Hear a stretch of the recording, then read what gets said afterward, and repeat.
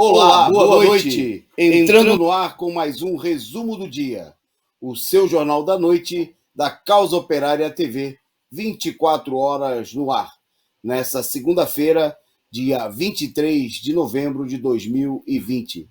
Nosso programa de hoje, que tem como destaque o avanço da crise política em meio ao segundo turno das eleições e, principalmente, as perspectivas nada sombrias da economia apontadas pelo próprio ministro da Economia. Quer dizer, depois, como diz o nosso título, após o estelionato eleitoral, onde a população foi fraudada, o estelionato econômico, né? Vem aí aquele esquema do golpe de fazer as mudanças, os ajustes, ou como diz o Guedes, as reformas para atacar ainda mais duramente a população depois do processo eleitoral. Bom, no programa de hoje nós vamos falar o Amapá entrando na terceira semana de apagão, com novas explosões e curtos-circuitos. Vamos tratar do malabarismo da esquerda em pleno segundo turno. Antes tinha que apoiar os candidatos da esquerda, supostamente, para derrotar o Bolsonaro. Agora tem que apoiar os candidatos da direita para derrotar o Bolsonaro. Vamos tentar ver como é que se a gente consegue entender essa situação. Tem estado aí que estão chamando tem estado que estão chamando o voto no DEM, no partido da ditadura, para derrotar o Bolsonaro. Tem estado que estão chamando o voto no partido do Bolsonaro, por exemplo, no Republicanos, partido bolsonarista, para derrotar também o Bolsonaro. É um vale tudo, mas também tem contrapartida. Tem tucanos apoiando o PSOL. Né? Tem gente dizendo que tem que votar 45 mais 5, 50. Né? Tucanos defendendo o voto em candidatos do PSOL. Bom, nós vamos falar também da situação na Bolívia, onde a ex-presidenta golpista Yanes tentou fugir para o Brasil e foi impedida aí por manifestantes, né, de se evadir, né, de fugir, porque a crise prossegue após as eleições e a revolta popular é imensa. Bom, tem tudo isso e muito mais.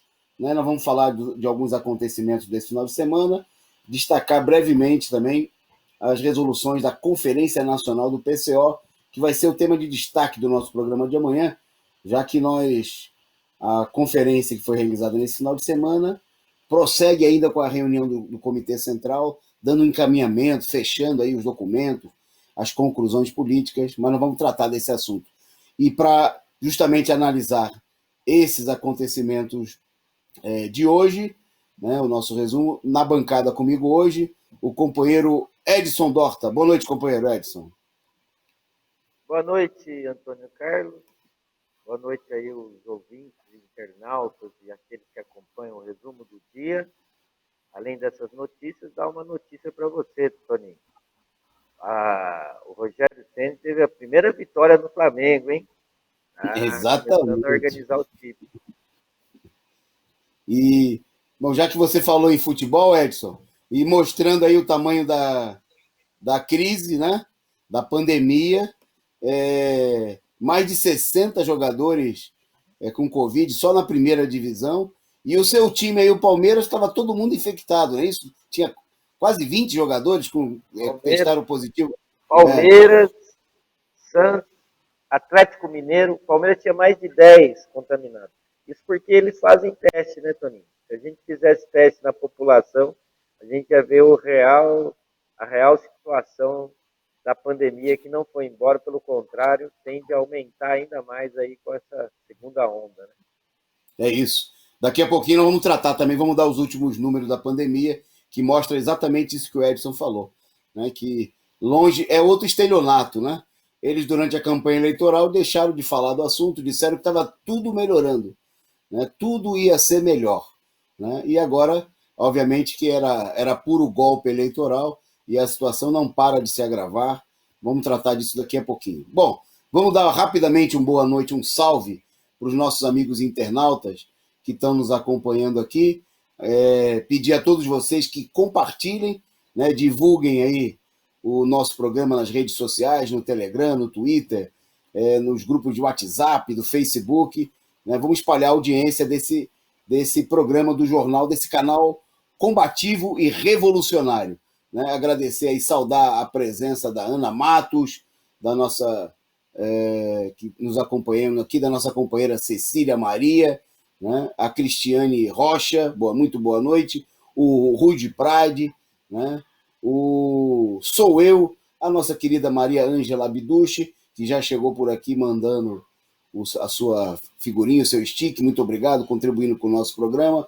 O nosso camarada Ernesto Abdala Filho, né? Também mandou aí o seu superchat, muito obrigado. Luiz Faria, boa noite. Bom, a todos vocês, então divulguem aí, avise para o pessoal que o resumo do dia começou um pouquinho mais tarde, aí, por conta da reunião do Comitê Central Nacional do Partido da Causa Operária, que continua amanhã, mas nós estamos aqui e amanhã tem mais, né, com todas as conclusões políticas desses fóruns importantes que reuniram aí no final de semana dezenas de delegados do país e até do exterior, do PCO, né, e que agora está colocando para trabalhar aí a direção do partido com representante de todas as regionais. Boa noite também para o nosso amigo Tiago DS, né?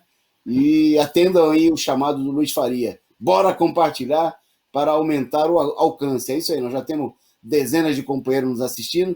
Nosso programa tem tido uma audiência muito boa, né? Queria destacar para quem não assistiu o programa que nós tratamos da revolta da Chibata, que nós fizemos na última sexta-feira, né, destacando no Dia da Consciência Negra, né, destacando a necessidade de uma nova revolta da Chibata, e tem já milhares de visualizações. Se você não assistiu, acesse aqui no link, no arquivo do nosso canal. Bom, vamos para a nossa pauta. Só rapidamente destacar aqui a situação para lá de fora do controle, lá do Amapá. Há 2 dias atrás, né, teve lá a besta fera, que é o presidente ilegítimo do país, o Bolsonaro, e foi lá até para fazer a inauguração, né, um negócio vergonhoso, depois de toda essa situação de calamidade. Ele foi lá, circulou com os políticos, né, tá aí a máfia, né, do lado direito dele, o presidente do DEM, do Congresso Nacional, ao lado esquerdo, o governador do estado, que é do PDT, né? E eles foram lá para supostamente inaugurar a melhoria, a volta à normalidade da situação. Bom, nem nada funcionou do que era para ser inaugurado, e hoje, 2 dias depois, né, o estado aí se viu às voltas, né, com apagões e explosões por curto-circuito. Né? Isso hoje que o país está, o estado do Amapá, né, está completando aí o 21º dia, 3 semanas, né, consecutivos de falta de energia constante, né, e houve uma série de curtos-circuitos desde a noite de ontem na capital, né, que foram registrados aí em vídeos e fotos pelos moradores, né, mesmo com a promessa, né, feita aqui, não vale nada, né? Promessa na boca do Bolsonaro e dos governantes do DEM e lá do PDT no Amapá, vale tanto quanto menos do que o latido de um cachorro, né? Bom, segue aí a eficiência e a eficácia, né, do governo Bolsonaro, das empresas privadas que tomaram conta do setor, como a gente vem discutindo aqui nos últimos programas, e a revolta geral da população, né? É uma situação para lá de calamitosa, né?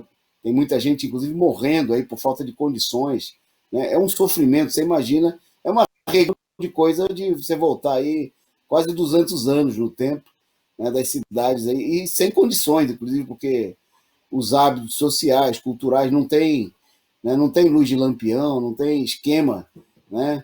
Porque se no passado era uma limitação, mas era uma vivência, era prática social, né? Agora isso aí é totalmente inviável.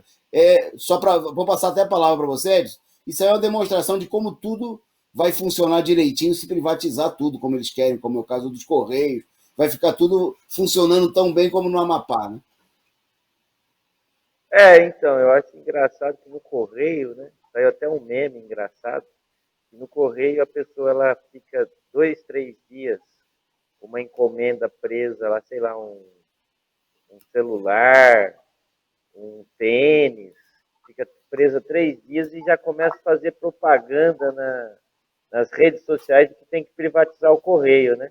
E um estado inteiro que ficou sem luz, está sem água, não sei se você sabe, uma das economias que mais movimenta o Amapá é a pesca. E os peixes têm que ficar onde, Toninho? Para não ser estragado. Vai ser na geladeira, Na né? Não, geladeira, não né? dá para Então, salgar quer como dizer, você antigamente, né? imagina, não dá para salgar, não dá para fazer igual no Piauí, que salga a carne seca, ela salgada em Campo Maior. Tem que ser na geladeira. Imagina o prejuízo que está dando os comerciantes no Amapá com os peixes, tudo apodrecendo, tendo que jogar fora, né? Eu queria fazer uma pergunta aí para você, se a eleição lá vai ocorrer, né? Que nessa situação já tinha sido cancelada, nessa situação é difícil. E se eu não me engano, também o Davi Alcolumbre, né, que é o presidente do Senado, se eu não me engano, ele é amapense, se eu não me engano. É. Lá tudo, a quadrilha toda lá, é uma quadrilha ligado à família do Alcolumbre, o irmão dele mesmo é candidato, e eles marcaram as eleições na capital, porque eles fizeram, no meio dessa bagunça, fizeram aí algumas cidades do interior, no atropelo, e deixaram a capital para os dias 6 e 20 de dezembro, né? Primeiro e segundo turno. Mas, evidentemente, a crise continua, né? É óbvio que a população, se tiver alguma eleição que não seja tão roubada como foi no país inteiro, e lá teria que ser muito roubada, para dar a vitória aos candidatos que estão no governo, né? Que são apoiados aí por essa máfia da privatização, pelo DEM, pelo próprio. Quer dizer, eles, inclusive, adiaram a eleição para tentar evitar que nas eleições se manifestasse a revolta popular, que não é pouca, né? Que é grande, e, obviamente, é difícil, porque também não tem alternativas eleitorais revolucionárias, mas mesmo a esquerda que tem, os setores que não são diretamente vinculados aí a máfia mais direitista da região, eles nem estão divulgando pesquisa nem nada, obviamente, né, que é para não refletir a revolta que tem nesse momento com a população diante dessa situação, que inclusive pode dar vitória à esquerda local, que é uma esquerda burguesa, tudo mais, que é principalmente o principal candidato de esquerda é o Capibaribe, né? Exatamente. É isso aí. Bom, vamos em frente. Vamos em frente na nossa pauta. Vou levantar aqui o assunto para o Edson comentar, né? Que no meio dessa crise toda, e passadas as eleições, o ministro da Economia, o Paulo Guedes, ele começou a prever uma desaceleração. Veja só, em pleno final do ano, né, quando há uma pequena, em geral, uma pequena tendência de reaquecimento da economia por conta das vendas de final de ano, né, pela entrada de um pouquinho mais de dinheiro na economia por conta do 13º salário, mesmo havendo muita gente desempregada. Eu dizia sempre o seguinte, que o mês de dezembro, novembro e dezembro, quando o pessoal recebe as parcelas do 13º, é como seria a economia se houvesse um aumento mais. Antigamente, a gente poderia dizer de 100% do salário, né? Seria uma economia que seria mais viva, que mostra, inclusive, que um problema central é que o salário é uma miséria. Porque é um mês que o cara come um pouquinho mais, tem aqueles almoços aí com a família de final de ano, que deveria ser normal, das pessoas poderem comer, comprar aí um presentinho, uma vasilha de plástico, né? Um tapaué para dar de presente para a mãe que finge que está contente, coitada, porque ela não vai reclamar do presente do filho, né? Comprar aquele calçado que o filho ficou esperando um ano inteiro para comprar e assim por diante, né? E trocar o celular velho por uma porcaria que vai durar mais um ano e assim por diante. Bom, mesmo nessa situação, o ministro da Economia já está dizendo o seguinte, que logo após as eleições, por que será depois das eleições, né? Primeiro ele está dizendo que ainda vai haver no ano. Ele disse que espera que haja um corte de 300 mil vagas, né? Ele está tentando dizer que essa recuperação, porque já foram mais de 500 mil empregos perdidos em números falsos oficiais. E segundo, ele falou o seguinte, quer dizer, depois da eleição, vem aí as reformas. Né? São as declarações do Paulo Guedes. Quer dizer, vem desemprego, vem chumbo grosso, e eu já vou acrescentar logo. E ele falou o seguinte, ó, do ponto de vista do governo, não vai ter prorrogação do auxílio emergencial. Quer dizer, se for desse jeito, parece que pelo Paulo Guedes está falando, a gente não dá para contar com nenhuma das promessas feitas na campanha eleitoral de que tudo ia ser melhor, né, Ed? Está com você. A gente participou das eleições, né? Pegar o gancho aí da sua última fala. Nós só vimos as propostas de todos os candidatos da direita e da esquerda falando que iam aumentar os empregos, Toninho. Então, acho que o Paulo Guedes não está acompanhando o horário eleitoral gratuito da televisão e do rádio, porque conforme foi a campanha aí dos candidatos da direita, da extrema-direita, da esquerda pequeno-burguesa, etc., todos eles iriam gerar empregos nos mais de 5 mil municípios do país. Chegaria a perto aí de cada um gerasse em 5 mil municípios, gerasse, vamos contar aqui, 1.000 empregos só, né, Toninho? Já daria 5 milhões de empregos no país. Então, acho que o Paulo Guedes não está vendo essa conta, ele está vendo outra conta, que é a verdadeira conta, e que já está subjugada, está subestimada, né? Porque ele mesmo falou que nós precisamos aí reduzir o número de servidores públicos, ele está enxugando com o plano de austeridade, com a proposta de privatizações, ataque ao salário dos trabalhadores, facilitando as demissões, né, durante a pandemia. E ele, como ele não dá para esconder de que há um ataque feroz à classe trabalhadora, hoje ele anunciou que ele está contabilizando aí que o Brasil vai fechar esse final de ano com 300 mil novos desempregados, ou seja, menos 300 postos de emprego. E além disso, além de colocar toda essa turma no olho da rua, ele também anunciou, como você disse aqui, que não vai ter a continuidade aí do auxílio emergencial, essa migalha de 300, que era uma migalha de 600, diminuiu a migalha pela metade de 300 e não vai ter continuidade no ano de 2021. Ou seja, esse ano o Papai Noel não vai aparecer no Natal não, viu, Toninho? O Papai Noel já está aí, ele já está velhinho, tem que ficar recolhido em casa, nós estamos na pandemia, e com essa crise econômica, o Papai Noel vai ficar escondido lá para o lado do Polo Norte. Aqui no Brasil vai ser demissão, miséria, como a gente já vinha prevendo e estamos vendo já né? É isso. É isso aí. E o Guedes, né? Ele não quer nem saber, né? Tá aí, como destacou o Edson aí, falando diretamente. Ele citou como projetos importantes ele falando aos empresários, porque quando eles falam para os empresários, eles ficam mais à vontade, né? Finalmente, ele não é candidato a nada. Então, ele pode falar. Então, ele falou num debate promovido pela Federação das Indústrias do Estado do Rio de Janeiro, a Firjan, e ele disse que já está conversando sobre as reformas já agora entre a eleição, entre o segundo turno, né? E ele falou, já tem coisas aí sendo costuradas, né?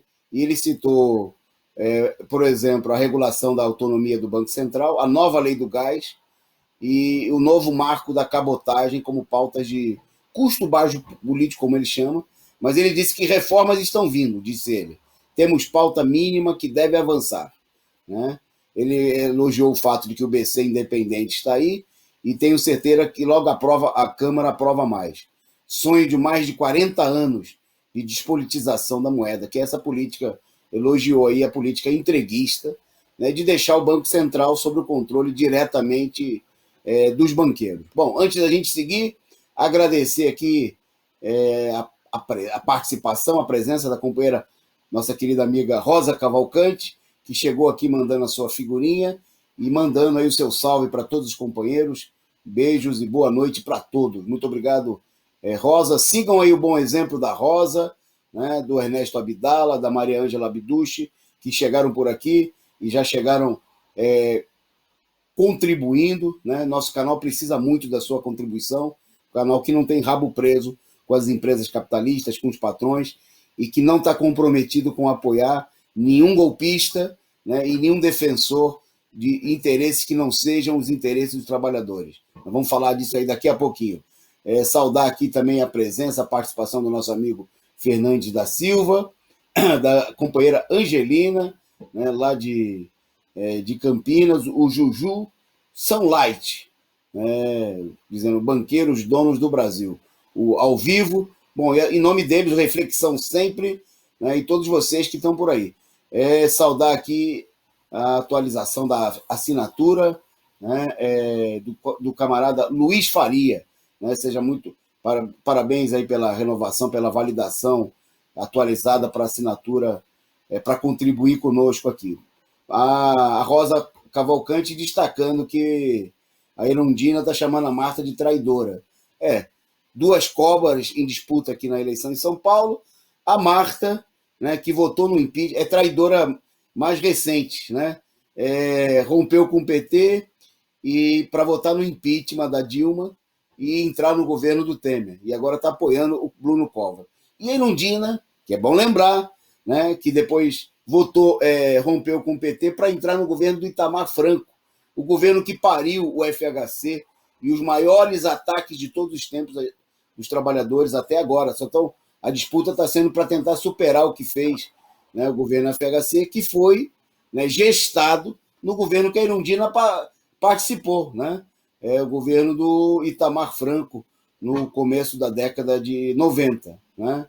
Então, são as duas com experiência em traição, trairagem, ataque aos trabalhadores e tudo mais. Agora, uma atacando a outra, duas cobras se enfrentando aí nas eleições. Bom, vamos em frente. Brevemente aqui, só para a gente elogiou, queria falar, né, foi destaque do nosso programa na sexta-feira, a comemoração ontem, né, 110 anos da Revolta da Chibata. Né? E, bom, primeiro eu queria, quem não assistiu, né, mas está disponível aí o vídeo com informe político, né, feito pelo companheiro Rui da nossa Conferência Nacional. Amanhã vai ser disponibilizado também o informe com o balanço do PCO nas eleições. Bom, e a nossa conferência, ela foi denominada pelo voto dos seus delegados, ela recebeu o nome, né, Conferência João Alberto e João Cândido, em homenagem, né, ao negro operário, né, João Alberto, de 40 anos, assassinado lá no Carrefour, em Porto Alegre, né, e também em homenagem ao João Cândido, né, o líder da Revolta da Chibata, em 22 de novembro de 2010, na Baía de Guanabara, quando os negros se revoltaram contra os castigos da Marinha de Guerra brasileira, né, assumiram o comando de praticamente toda a frota da Marinha brasileira, né, tomaram posse dos navios, prenderam os oficiais, né, jogaram alguns deles no mar, os que reagiram, meteram bala, jogaram no mar, prenderam outros, e sob a liderança do João Cândido, que aparece aí na foto, né, junto com seus companheiros, e aí sendo visitado é o momento que eles são visitados pelos deputados, porque na hora que eles ameaçaram explodir o Rio de Janeiro e a sede do governo, né, inclusive a Câmara dos Deputados, né, ficava tudo no Rio de Janeiro, bem ali pertinho da Bahia, era só uns tirinhos de canhão e mandava tudo para os ares. Aí os deputados que não se mexem tiveram que ouvir aí a voz do João Cândido, do negro, né, que comandou aí a Revolta da Chibata, e foram lá conversar com ele. Aí, porque é assim que os deputados ouvem, né, essa conversa fiada de ir no Congresso, né, fazer lobby, como sindicalistas e a esquerda gosta de falar. tem que ir lá conversar, procurar convencer os deputados, para convencer os deputados só fazendo como fez o João Cândido.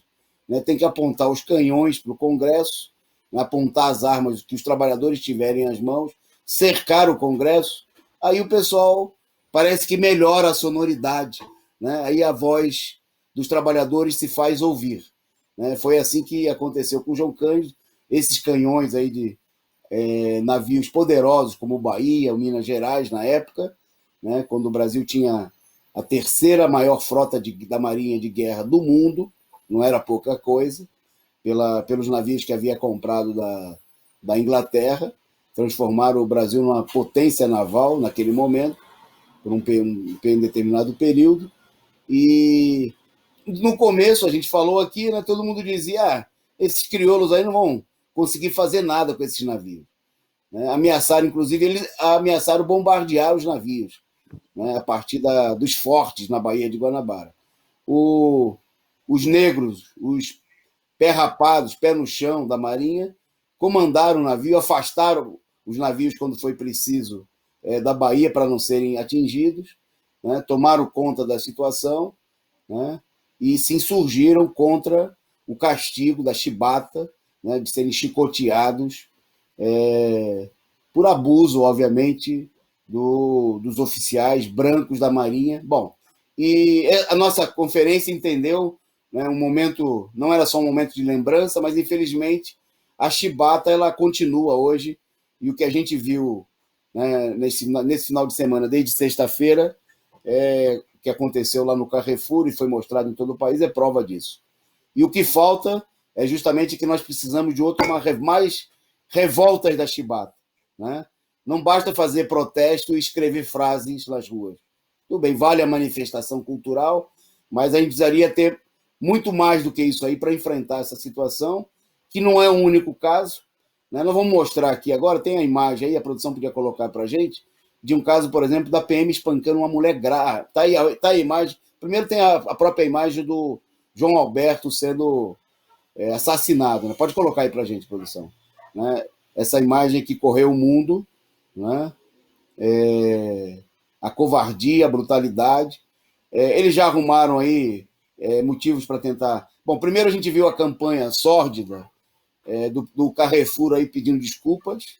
Né? Apareceu toda, né, a chefaiada, os céus do Carrefour na televisão. É que nem a gente viu o caso da Vale, né?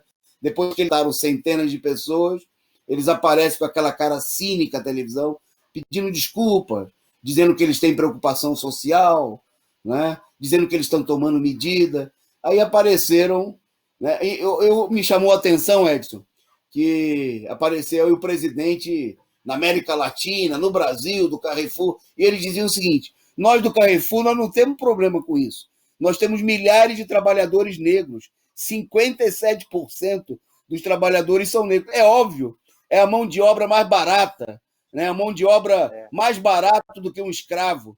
Eles não empregam negros porque eles gostam de negros ou porque eles têm qualquer respeito pela população negra. É que a mão de obra, né, é a carne mais barata do mercado, como gostam de dizer os companheiros do movimento negro. Né? Os trabalhadores, Fala aí. Trabalhadores de supermercados, né, são os trabalhadores menos organizados que existem no comércio. Né?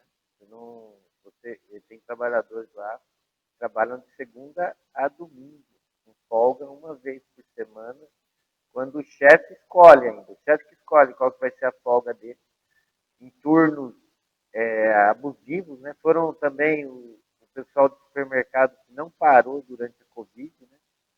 Depois de muito exigência, apareceram lá com umas placas de acrílico, que também não resolve nada, na frente dos guichês, mas foram a turma que não pôde ir para a quarentena, né, como a esquerda pequena burguesa foi, não pôde ficar na quarentena, teve que trabalhar todo esse período, morreu milhares de pessoas. Né? É isso aí. E aí apareceram esses brancos racistas, né, os diretores não apareceu nenhum negro diretor do Carrefour, porque não tem nenhum negro comandando o Carrefour. Né? Se tivesse, Não arrumaram nenhum negro para fingir que a empresa... Né? Mas eles citaram lá que 57% dos funcionários...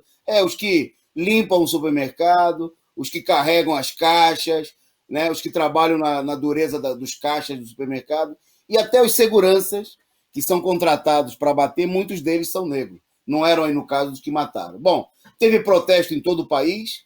E nós temos uma imagem aí, a produção pode colocar para a gente, são imagens do protesto no exterior, lá em Nova York. Vocês vejam aí que junto com a lembrança do Beto, né, do João Alberto, tem imagens aí do comitê de luta que companheiros lá dos Estados Unidos impulsionam, junto com outros companheiros. E lá também houve protestos, né, em solidariedade com a família do Beto, né, teve discurso. Agora, é preciso ir além, né? É preciso ir além do discurso, das frases, né? É preciso municiar o movimento negro da bravura de João Cândido, né, e dos seus parceiros, né, que apontaram como caminho realmente não só ficar no discurso. Eles não propuseram só boicotar lojas, não propuseram só reclamar de estátuas. Eles pegaram em armas e foram à luta, né? Foram à luta. Pode mostrar as outras imagens, produção, que tem aí, legal lá de Nova York, para mostrar a repercussão, né? Impulsionada aí pelo Comitê de Luta de Nova York, junto com os setores do movimento negro, né? E para mostrar o alcance, né, dessa revolta, né? O pessoal lembrando aí lá em Nova York a importância do fim da PM. Isso aí é uma reivindicação fundamental, né, que a maioria dos setores do movimento negro não levantam. É preciso acabar com esse esquadrão de guerra do povo negro, do povo pobre, né, que é a PM. Porque o João Alberto, infelizmente, né, como o João Alberto, como Amarildo, são muito mais do que 1.000. Né? Só no ano passado foram 6.357 os assassinados pela polícia no país, e desses aí 80% eram negros. Né? Então vai ser preciso muita luta, uma verdadeira guerra, né? A organização independente, né? Não adianta votar simplesmente, não adianta comemorar que foram eleitos alguns vereadores negros, alguns deles, inclusive, defensores dessa política repressiva, negros Pai João, né? Negros capitães do mato, né? Como a gente tem aqui em São Paulo, como a gente tem em vários países, né? E a gente vê a Globo aí dando maior destaque. A eleição, que coisa linda! Elegeu um negro ali no Paraná, elegeu um trans em Minas Gerais. Bom, e a vida desses setores oprimidos não muda absolutamente nada. 0,000000000 de mudança. Né? Quando muito muda para aqueles que se elegeram, né? Que vão passar a desfrutar de nova situação na sua vida. Mas para a população, né? Para a população pobre, trabalhadora, negra, isso não representa nenhuma mudança efetiva. Né? O João Cândido, que não conquistou nenhum mandato, né? Não foi candidato a vereador nem a deputado, pelo contrário, foi perseguido a vida inteira, até morrer na pobreza, né? Já idoso, né? E os seus companheiros fizeram muito mais pela causa da libertação do negro, né? Com a ação deles, e é esse exemplo que tem que ser tomado. Um exemplo, inclusive, que a esquerda gosta muito pouco de divulgar, né? Não fala muito sobre isso. Bom, vamos entrar então no debate sobre a esquerda, sobre as eleições, né? Porque o nosso tempo é curto. Edson, vou passar primeiro para você para comentar o seguinte. Vou juntar já dois casos. Né? O PCdoB resolveu, não só o PCdoB, mas vários partidos de esquerda resolveram apoiar o Crivella. Desculpe, minto. Aí é calúnia do PCO se eu falar isso. Resolveram apoiar o DEM, o Eduardo Paes, contra o Crivella no Rio de Janeiro. E a desculpa é o seguinte: é para combater o Bolsonaro. Né? Então, o PCdoB adotou essa política, e vários partidos, né? É a política do PSOL, é a política do PT, é a política de setores aí que se dizem muito radicais da esquerda, do PCB, né? Das sublegendas do PSOL, PCB, a UP. Né? Está todo mundo apoiando o Eduardo Paes supostamente para combater o Crivella. Bom, e tem outros casos aí, mas eu vou citar só mais um caso. Enquanto você fala, depois a produção vai colocar as fotos aí. Também em São Luís, os comunistas do PCdoB, diga-se, né, com muitas aspas aí, os comunistas, resolveram apoiar, no Rio de Janeiro eles estão apoiando o país contra o republicano, que é para combater o Bolsonaro. É o DEM contra o republicano. Já em São Luís, eles resolveram apoiar um candidato justamente do Republicanos, né, do partido que eles estão combatendo no Rio de Janeiro, que é o Partido Bolsonarista, dizendo que também é para combater o Bolsonaro, que é para combater o PP. Tem lógica essa política? Qual é a lógica dessa política da esquerda? Vai lá, Edson. A lógica ela está concentrada justamente no fato de que a própria esquerda não luta mais contra o golpe no Brasil.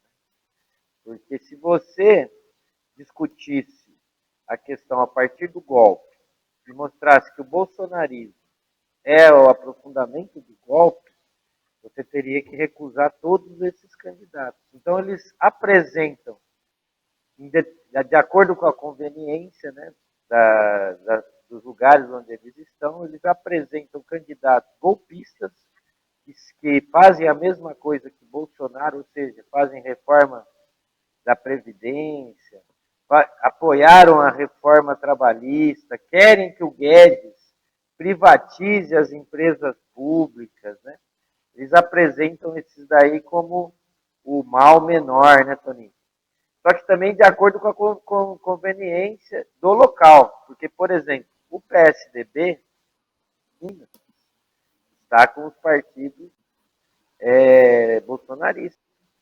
PL, por exemplo. Né? Já o PSDB aí no Rio de Janeiro, ele está lutando contra o Crivella, que é progressista, mas em outros lugares o próprio PSDB está com os progressistas. Então, quer dizer, eles embaralham o jogo, né, para que a população não entenda que todos eles fazem parte do golpe, que todos eles apoiam a política bolsonarista, que todos eles querem o Bolsonaro até 2022, fazendo todas as atrocidades contra a população. Isso é a política da frente ampla, né, para enganar o povo.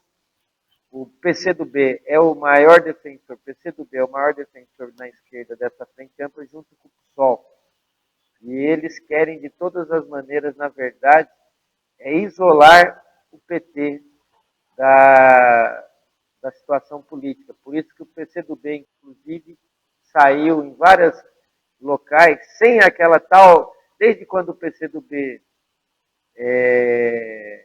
surgiu aí nas eleições, né, a partir da abertura do regime, sempre tinha alguma dobradinha com o PT, né? Na própria eleição presidencial teve dobradinha com o PT, e agora, depois do golpe de Estado e da política de frente ampla, o PCdoB não saiu, quase, teremos que fazer essa pesquisa, mas acho que não saiu em lugar nenhum com aliança com o PT, já se aliando em vários lugares, mostrando aí que o alinhamento do PCdoB com os golpistas e até com os bolsonaristas disfarçados aí de frente ampla, né?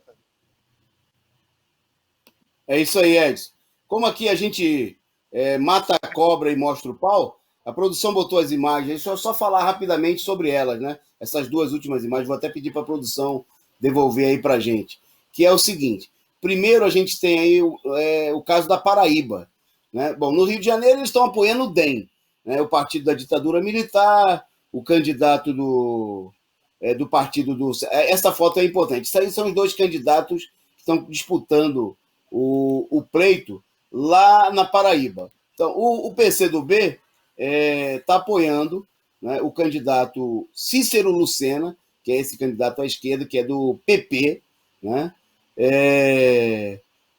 Contra o outro candidato, que é o Nivan Ferreira. Quer dizer, eles estão apoiando o candidato do partido da ditadura, do Maluf, né? Bolsonarista, né? O PP está no ministério do Bolsonaro, tem o líder do Bolsonaro no Congresso Nacional. Sabe o que disse o líder do Congresso para não ter dúvida, porque, né, muita gente fala, não, isso aí é calúnia do PCO, PP é um partido, até o nome é progressista, veja só, Partido Progressista. O líder do Bolsonaro no Congresso Nacional, ele disse que logo que passar a eleição, vai propor que o Bolsonaro se filie novamente ao PP para lançar o Bolsonaro candidato a presidente em 2022. Quer dizer, o PCdoB está ajudando a fortalecer a base do Bolsonaro, defendendo o candidato bolsonarista. Bom, aí tem a outra foto, né, que são os dois candidatos mais jovens, né, justamente lá na cidade, na capital dos comunistas. Porque a propaganda oficial, né, Edson, é que o Maranhão é a 8ª maravilha do mundo agora. Né? É um estado que foi governado pelo PCdoB e melhorou tudo. Né? O pessoal lá, professor ganha muito bem, né? A população, está todo mundo comendo muito, tá tudo mudou da água para o vinho. Né? Bom, e aí o PCdoB não conseguiu, nem passou perto de classificar o candidato deles para o segundo turno das eleições, o que mostra que parece que deve ser porque o povo do Maranhão é muito ingrato. Né? Bom, e aí, entre esses dois candidatos aí que vocês viram aí, né, esses dois almofadinhas, o PCdoB resolveu apoiar o candidato do Republicanos, né, o partido do Bispo Crivella, o partido da Igreja Universal, né, mais bolsonarista do que isso, acho que nem a família do Bolsonaro. Né? Porque o Bolsonaro, todo mundo sabe, nesse momento ele não tem um partido próprio, né, mas ele tem vários partidos que apoiam o governo, obviamente que apoiam em troca de vantagem, porque é a política tradicional da burguesia. E o PCdoB está aí, em 3 estados, pelo menos, tem mais. Né? Não vai faltar oportunidade, vão mostrar mais casos. Né? Apoiando candidatos da direita bolsonarista. Né? O PCdoB só não apoia o PT, né? Porque é o único estado onde o PT se classificou para o segundo turno nas eleições, na única capital, né? Em Recife, né? O PCdoB está junto com o PSB, junto com outros setores da direita, contra o PT. Quer dizer, frente, desde que não seja com o PT, vale tudo.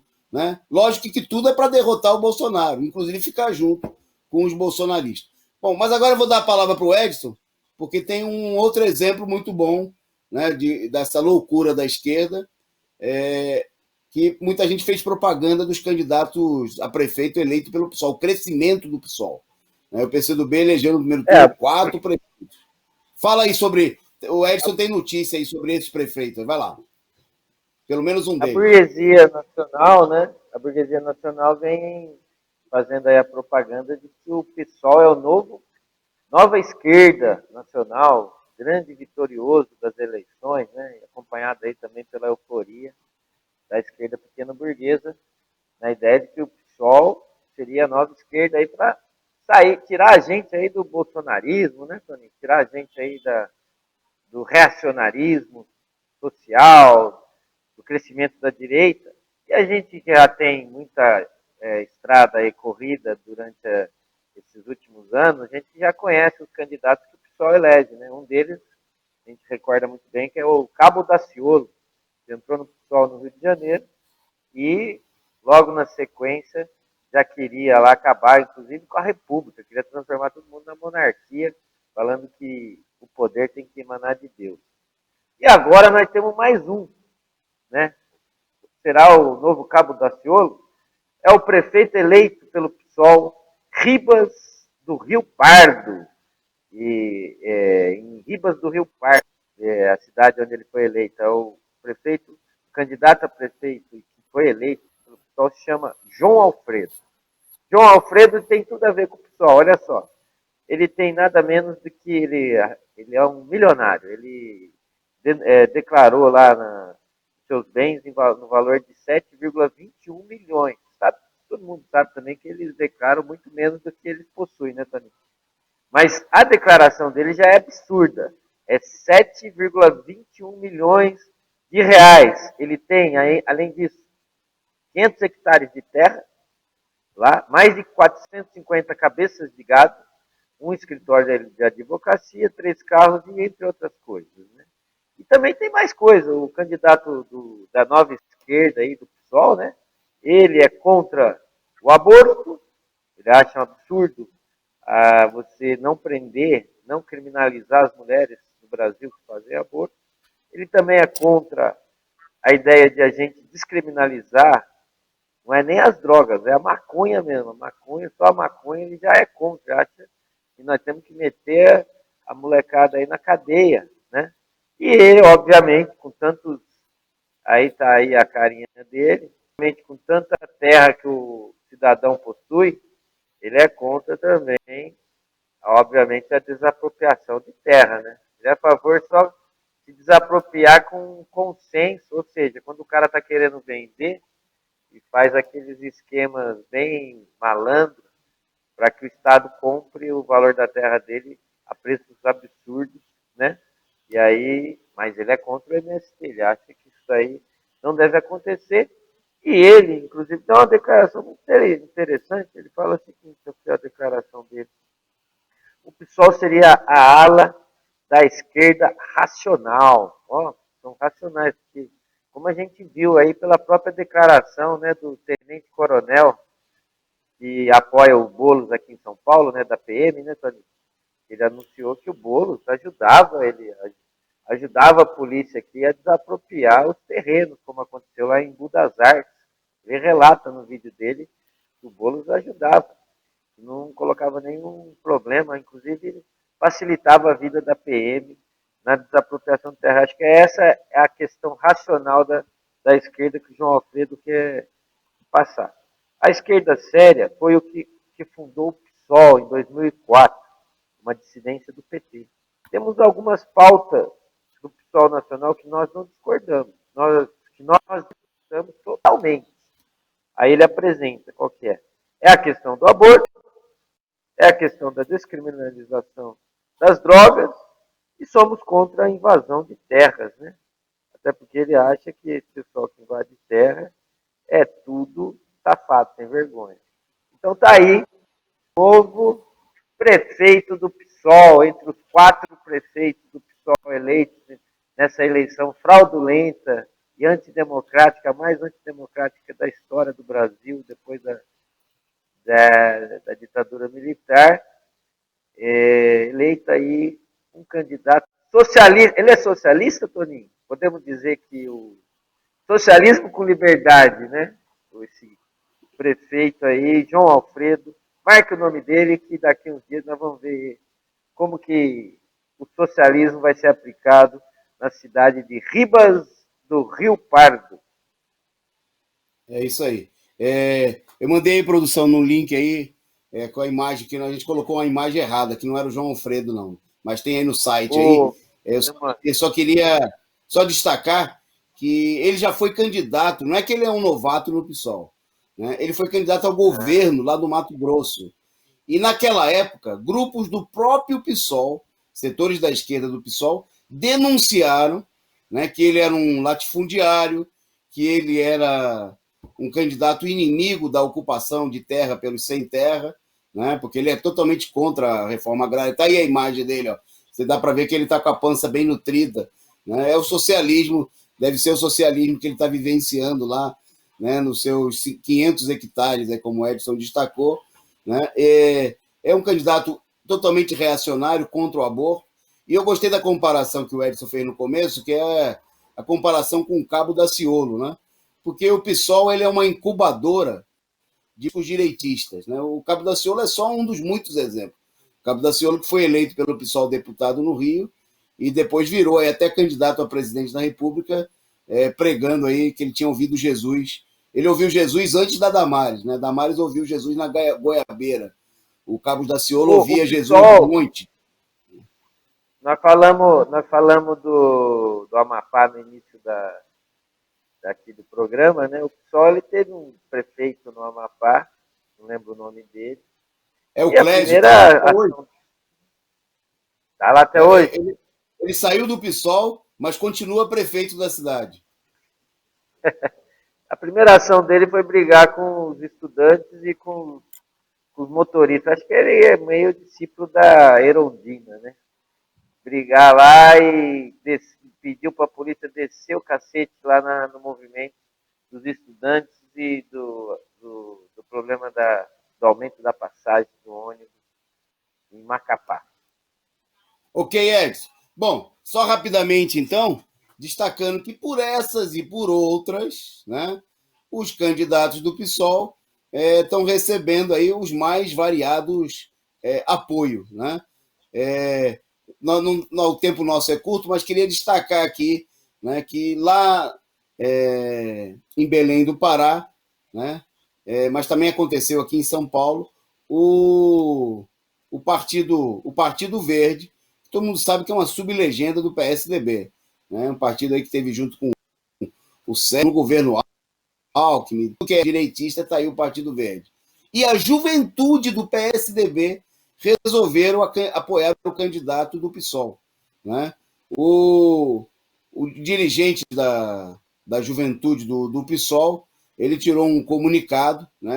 É o presidente da juventude do PSDB, do PSOL, não, desculpe. O presidente da juventude do PSDB no Pará, o Pablo Alves, ele escreveu na sua conta no Twitter o seguinte: como social-democrata em Belém, não dá para ter outro lado. Dia 29 é o dia do voto útil.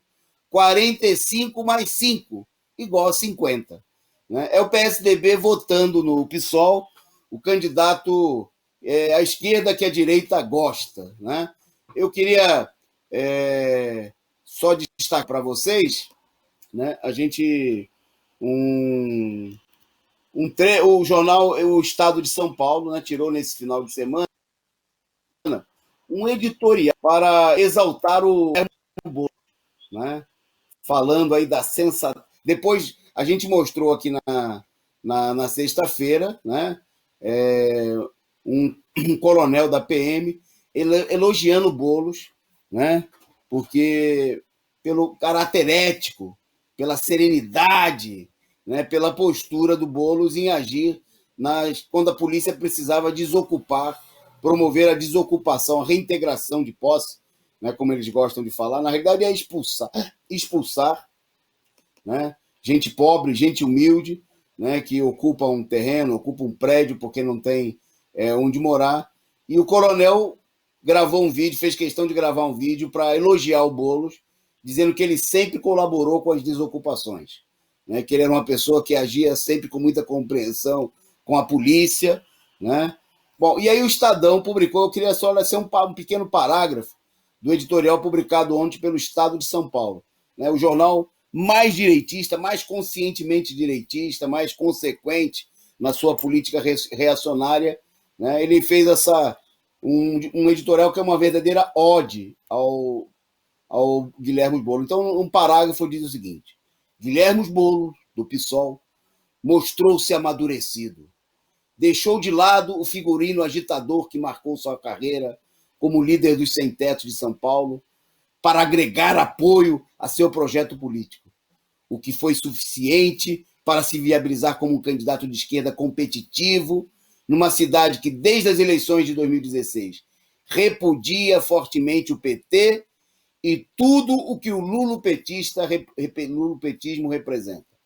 Certamente, diz o Estadão, será assim um nome forte da esquerda em disputas futuras, despontando como um líder de uma organização dos partidos que até pouco orbitavam o PT e Lula da Silva. Está aí a declaração de amor do Estadão, né?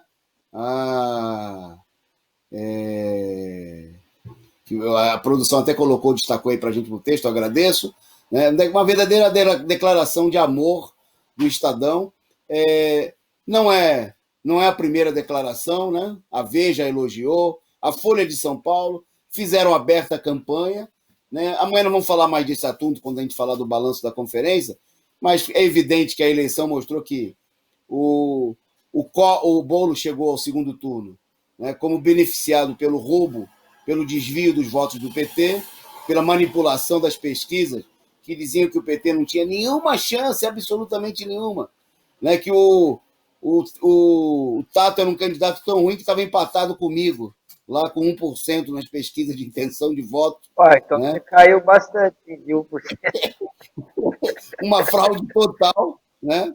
E aí deram a rasteira no Tato. Bom, roubar do PCO já é tradicional. Agora, da maneira como roubaram do PT, né, até os petistas, né, muitos deles aí acabaram fazendo aí declarações em favor do Boulos, que seria a única possibilidade.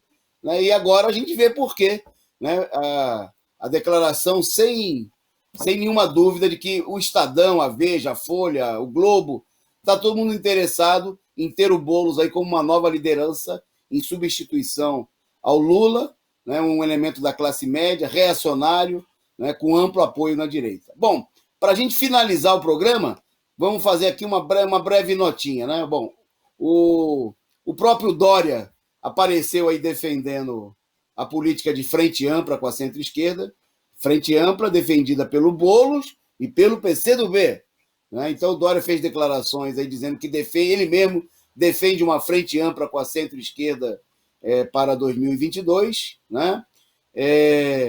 Bom, destacando aí, dando um pulinho aí na nossa pauta, só duas notas. O Edson faz uma, eu faço outra para a gente se despedir. Um minutinho. Primeiro que lá no México, o Edson vai comentar lá um episódio importante que o surgimento de uma quantidade enorme de corpos em valas comuns. Fala aí, Edson.